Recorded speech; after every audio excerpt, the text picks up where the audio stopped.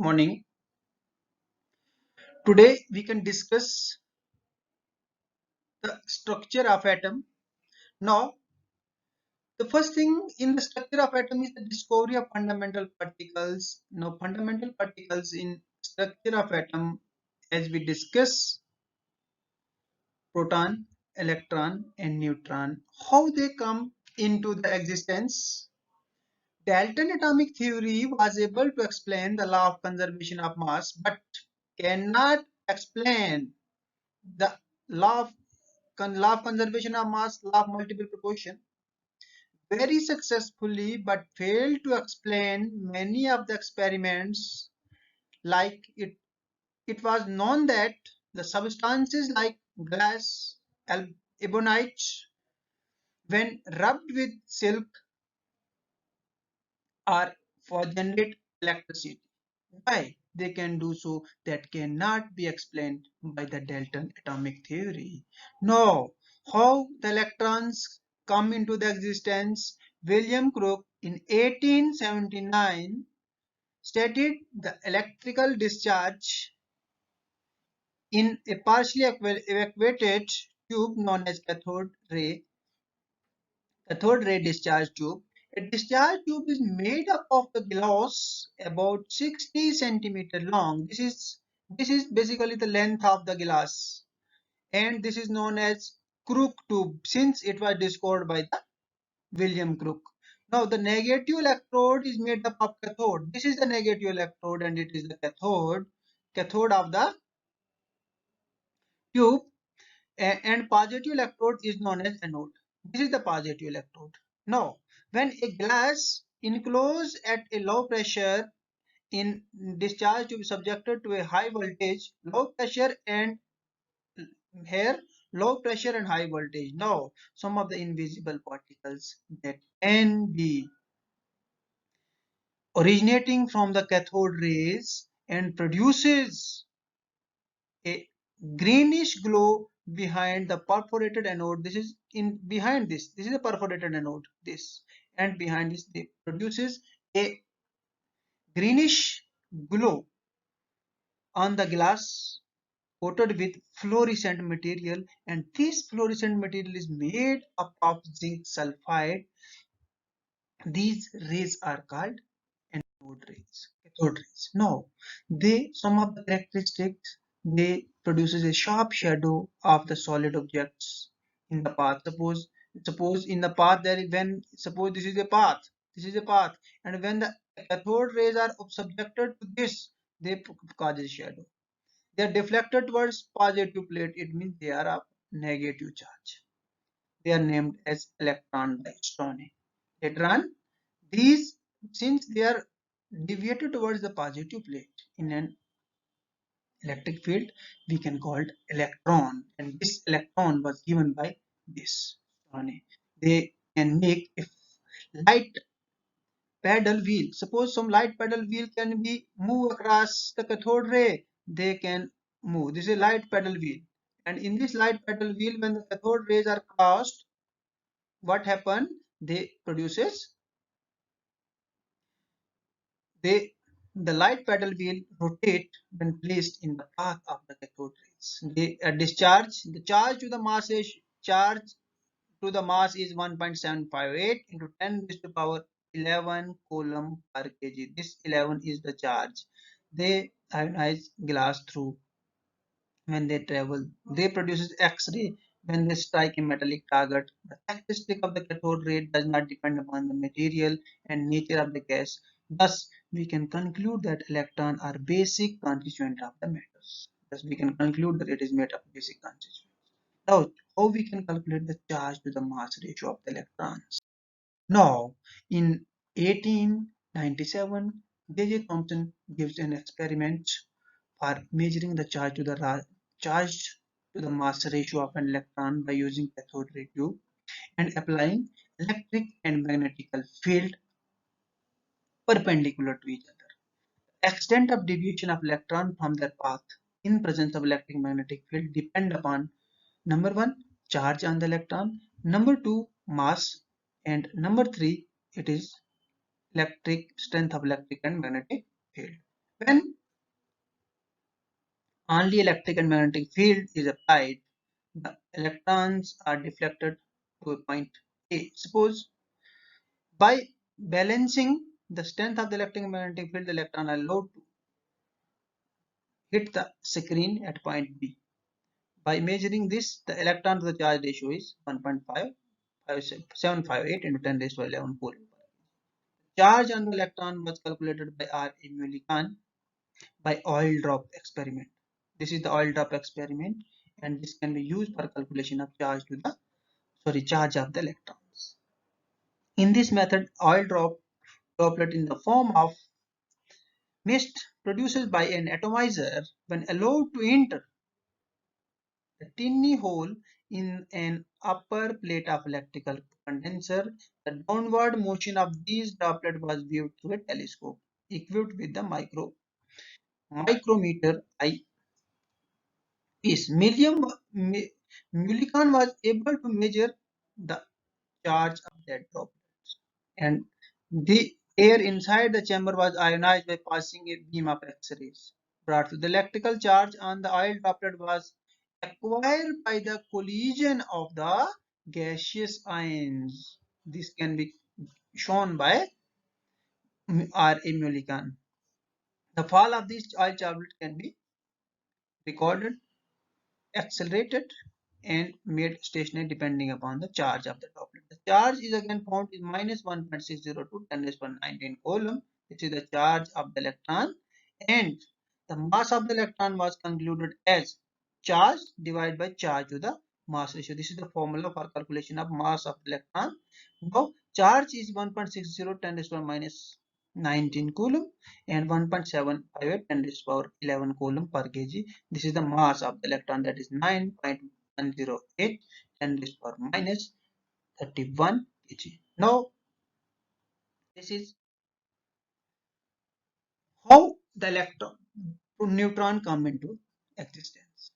Theoretical experiment for the existence of the neutrons particle in an atomic nucleus was put forward by the Rutherford in 1920.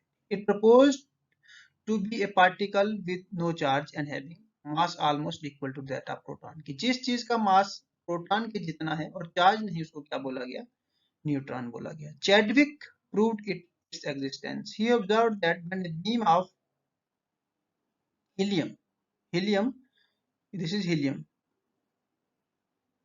this is helium, and when a beam of helium is having mass 2, charge atomic number 2, mass number 4, is incident by on the beryllium, a new type of particles was ejected, and it has mass equal to that of proton, and mass is 1.674 into 10 raised to minus 27 kg and having no charge.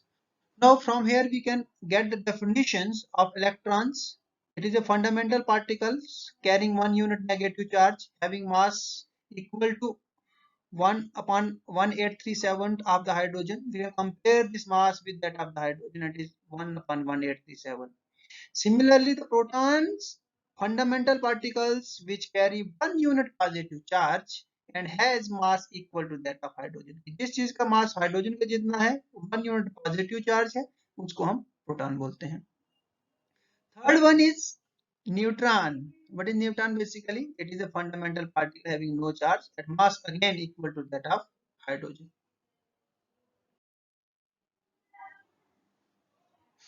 Now, discovery of the proton. Since the atom as a whole is electrically neutral and the presence of negative charged particles in it was established, therefore it was thought that some positively charged particle must also be present when electrons are discovered. Since atoms are electrically neutral, and there is a concept that proton, some positively charged particle are present, and during the experiment with the cathode ray, the scientist Goldstein designed a special type of discharge tube. He discovered a new ray called canal rays. किसने दिया? Goldstein ने दिया. The name canal is derived from the fact that these rays are traveled in a straight line through vacuum in opposite direction to the cathode. That is why they are called canal rays. They are also called as anode rays. The properties are they travel in a straight line, they carry positive charge, they are made up of material particles. The value of the charge on the particle constituting the anode is found to depend on nature of the gas taken, and the mass of the particle constituting the anode ray is found to depend upon the nature of gas taken. The charge is also again depend upon the gas taken, and the behavior is in the electrical field is opposite to that of the cathode rays. This is the special design of